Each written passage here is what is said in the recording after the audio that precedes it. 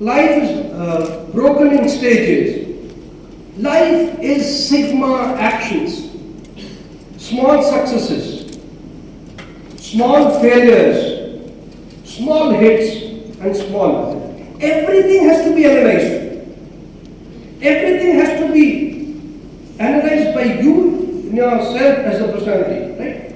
I told you the other day, somehow I picked up 2 catchwords and I find them relevant. You are the only you that you have. Right? I'm not talking what your family has, what your friends have. Right? Right? You can change your friends. Obviously, you'll not be able to change your family. Right? So, what I'm trying to say is, feel proud of yourself.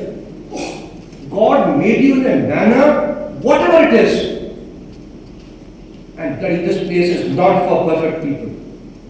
You have to be, if anybody expects to be perfect in life, he's living in an illusion.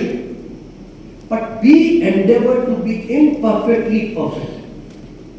Okay? So take advantage of all these successes, failures. Let a one-odd success, small success not go to your head. Let all small failures here and there not bog down your spirits. Each one of these should act as enablers, force multipliers, stimulants to further enable you to have greater success in life. What I have done is, I will not give you a bigger sermon or a longer sermon than this on what is success, etc. To the passing out course, I am penning down a demi-official letter, about 4 or 5 pages. Now, these are not those guides or quotes or suggestions. What Lieutenant General P.S. Minhas says is the gospel truth. No. You don't have to agree, you don't have to whatever. You may choose. Go through the contents. I have just put down some basic points which hopefully will be issued to you in a day or two. Some guidelines, some suggestions, something that I picked up from my reflections of 4 decades plus experience and journey through the olive greens. Go through it. Read each and every word. Share it with your parents and families. And then cull out what is relevant or irrelevant, what needs to be modified, tweaked, etc. Does it suit yourself? These are not leadership. These are general things about your life, about your service, about anything as such. So do go through it and you get some inputs for your consideration. Talking upon success. What is success? Is reaching the highest rank success? Is winning all medals in boxing the success? Is coming first and everything success? Success is not that. Success is whatever that you do. Success is a journey. Success is not a destination. Success is destination after destination after destination to which you perform journeys and you go beyond that.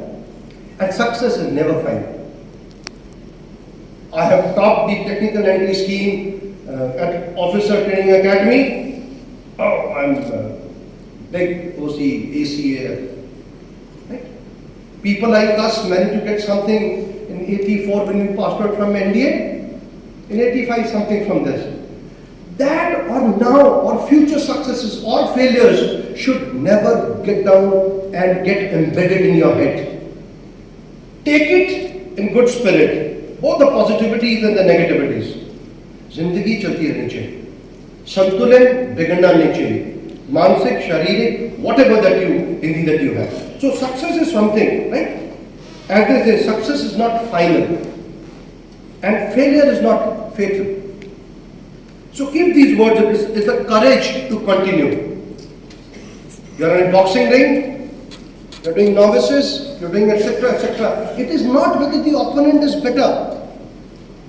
What I remember as a Lieutenant General now is success means what? I go back to my coursemate called a gentleman called Dilbag Singh Dhaya, one of the toughest marcos that the Indian Army has produced, Delta Squadron. We were both in the same squadron. We were both medically rejected for the medical authorities found some murmur in our heart, that we had some functional murmur or something. So like all of you guys go through, we both met for the first time in a base hospital in Delhi. And in trying to sort out our murmurs, we murmured with each other. And those murmurs were sorted out. And suddenly you realize that Dilbagh Singh Dhiya with that functional murmur was the toughest cadet that I have ever seen in my life. And people like us were not as tough as Dilbagh Singh Dhiya. He was nicknamed as Tutu for his number in SEM school. That must have been Tutu. So Tutu Dhiya is famous in this. Success was, let me tell you, this is a true story. Success was, I'm quoting this coursemate of mine because I've seen determination in that eyes. He was having a fracture of his foot, right or left. The fracture just came out after 1 week of plaster of Paris came out, and he had to run 110-meter hurdles. He put some painkillers, etc. in the late 80s and came first. Something else, he had broken something else and he was doing backstroke, etc. He came. And let me tell you something. What is success or determination or fighting spirit or morale, etc. There was a final boxing match on in the 6th term. And gentlemen, I was never a good boxer. I did my novices, boxing, whatever it is, good, bad, ugly, and I lost to my dear friend who also went to Ahmedpur. That was the end of my little boxing career in the. But Dilbagh Singh Dhiya is preparing for the boxing finals in the 6th term. After lunch, I come back, the academy cadet adjutant of National Defence Academy, after getting some orders from the adjutant, etc., I come back, walk in with my stick and other thing, walk into the central lobby of Delta Squadron.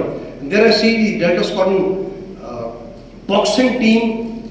It was not the end of term, but during the phase, whenever the boxing was scheduled, I see Dilbagh Singh Dhiya practicing. He said, ACA, will you box with me? Right? I said, Dilbagh Singh Dhiya is out of his mind. He'll unnecessarily hammer the hell out of my face, and ACA will not have face to show to the academy tomorrow to control them, because he was a tremendously good boxer. He said, no, we are good friends, please change and come down. I want the ACA to come and fight with us in the practice session so that, we get ready for the final assault against Hunter Squadron, if I'm not wrong. So very reluctantly, gentlemen, and as I told you, my boxing credentials were a little always suspect. I came down, and the boxing Dhiya made me put my boxing gloves. So he said, box with me. So I did box, and whatever little that thing is going on, fully inside there was a fear that something is coming from Dilbagh Singh Dhiya. He actually, gentlemen, put his hands down and he says, hit me hard. It is very difficult, gentlemen, in a boxing session when two boxers are practicing, and especially people like us are not boxers. Now, this is not part of the script, but I am deviating, just trying to show what is determination, etc. So we did hit him, but with a little softy bags, like sometimes you guys do it in your novices. So after I did a little bit of my sub-performance, whatever boxing that had, I got 3-4 solid knocks from Dilbagh Singh Dhiya. There goes the ACA, flattened in the central lobby of Delta Squadron. So this was huge. I was shaking, right? The face was reasonably hurt. So I asked Dilbagh Singh, I said, Tutu, what is this? He says, I have just called you to make me practice. So please follow my orders, since I am the boxing captain of this thing. He said, either you hit me today, because I have to play against another gentleman called Jeevan Kumar Singh of Hunter Squadron. Both. Notwithstanding, gentlemen, I had to hit. If I had not hit him on that day, I would have been, smashed all over blue and red. I hit him. At the end of the practice session, where he was not resisting much, he was expecting those solid looks. His face was hurt. There were blue faces. He was bleeding over the face. It was like that. Have you seen Rocky movies? Rocky 1 to 4. It was actually Dilbagh Singh Dhiya, his face and his vest, Delta Squadron, soaked in blood. So when we finish the little practicing session, you know what Tutu Dhiya says after that? इससे ज़्यादा तो मैं boxing में किसी को नहीं मानता. And sure enough, gentlemen,